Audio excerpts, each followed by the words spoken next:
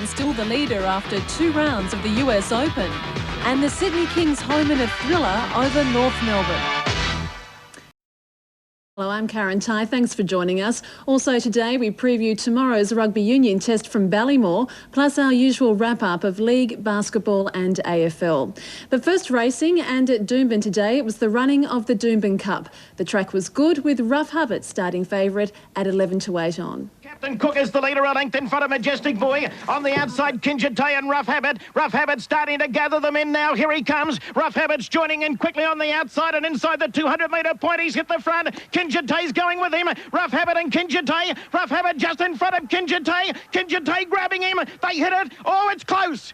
It was close, but Rough Habit home the favourite at 11-8 on, followed by Kinjite at 9-2 and Captain Cook at 14s. Australia's Wayne Grady has taken the honours after round 2 of the US Open, shooting a 66 overnight. Done wearing down his elderly crew, his reputation. Racing now, and Rough Habit into racing history, completing the Stradbroke Doomben Cup double for the 2nd year in a row. It was another exciting finish, this time with 2 of Australia's best jockeys fighting out the finish. It couldn't have been scripted any better, with Rough Habit going for the Stradbroke and Doomben Cup double for the 2nd year in a row, and Mick Dittman and Kinjite promising the favourite a real battle all the way. The crowd erupted when the 2 hit the front down the straight. Captain Cook is the leader, a length in front of Majestic Boy. On the outside, Kinjite and Rough Habit. Rough Habit starting to gather them in now. Here he comes. Rough Habit's joining in quickly on the outside and inside the 200-metre point. He's hit the front. Kinjite's going with him. Rough Habit and Kinjite. Rough Habit just in front of Kinjite. Kinjite grabbing him. They hit it. Oh, it's close. Very close. Kinjite or Rough Habit. It could go either way. It was another $200,000 in the kitty for Rough Habit's connections, though trainer John Wheeler wasn't that confident. He got a knock from Kinjite halfway up the straight and it just sort of put him off stride, but once he got back on stride he dived at the horse on the line and just grabbed him again. It was enormous. I thought he'd just got up, but I wasn't sure. I was pleased when it went our way. After plundering the Brisbane Carnival, Rough Habit will now have a well-deserved rest. And let's hope he can now finally reproduce that form in Melbourne Spring. To Sandown, and an early shock on Australian Steeplechase Day when stewards scratched Snow Gypsy from the hurdle as they conduct an inquiry into his ownership bona fides. They're also asking questions about the ownership of Grand National Steeple favourite Vinciamo. That inquiry reconvenes on Monday week. Right, down to the first on the program, taken by Royal Pride, the Toowoomba hurdle. With Willie Harnett aboard, there was a protest second against first that was dismissed, and the favourite Newsbeat pulled up after a faulty jump.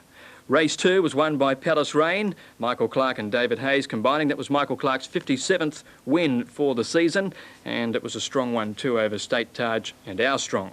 The third was won by Delmar, very good staying win here. He's now won 3 races at the track, and it was the first leg of a double for Greg Childs, hitting back drawing level with Michael Clark on the premiership.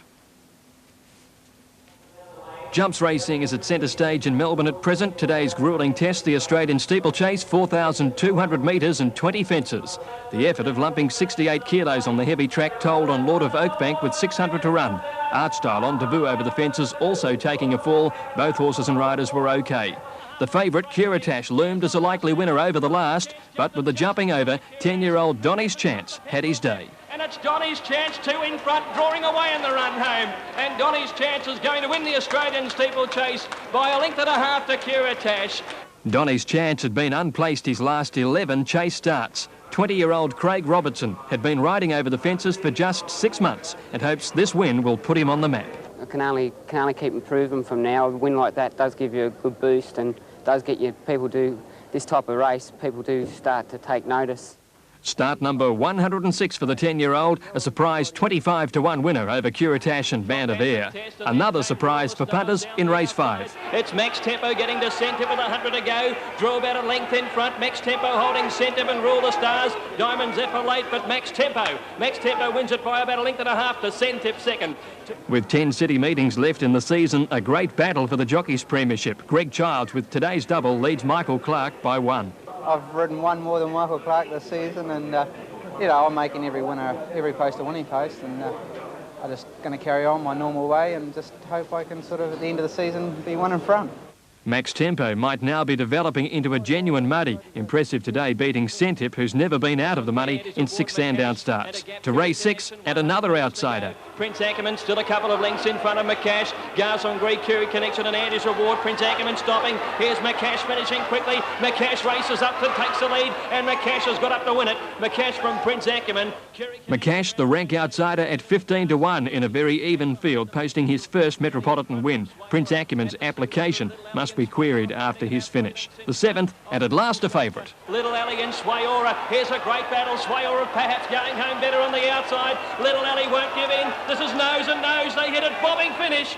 I'm really not sure between Little Alley and Swayora. Punters finally getting it right there with the favourites fighting it out. Little Alley getting there by a short half head. And the last was taken out by Latin Halo for Danny Nikolic, certainly over the odds at 14-1. Now the daily double, 6 and 4, 83.30. The extra 1 and 6 paid $88.30. The quad runner, $3,541.60. Quad extra, $58,000 plus. And again, nobody managed to pick the last 6 winners, $33,000 plus into the pool for Sandown Wednesday. And that wraps it up on a pretty busy day, Sue. It was. Go home and put the feet up, Greg. I'll do that. And I'll see you tomorrow. Okay.